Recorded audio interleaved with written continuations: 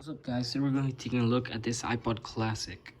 This iPod was my dad's, and back in like 2012 while he was syncing it, it suddenly crashed, and he gave it to me a couple of months ago, and I diagnosed it with a faulty hard drive. However, as I tried to replace the hard drive, I replaced it with one of these weird adapters with a compact flash card, and it did not work. Like, it sometimes worked, sometimes it didn't, so I had to open it up a lot, and finally, in like the 10th time I opened it, the battery connector fell out. Yeah, that is not looking good. As you can see here, some of the traces have also fallen out, and opened it up, and as you can see there, right here, the board is missing the traces, and I think we should start by removing the board.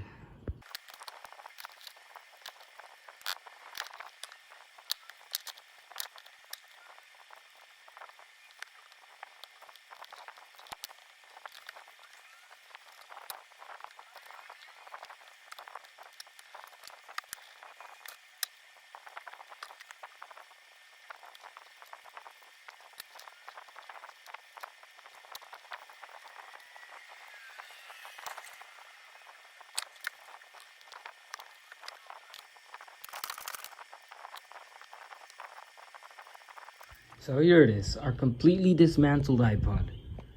And after a few minutes of examining the board, I don't think this is fixable.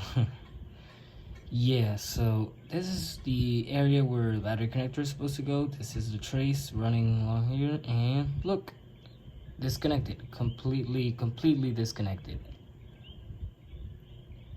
And right here, I have the same situation with this one. So yeah, I definitely pulled too hard in that.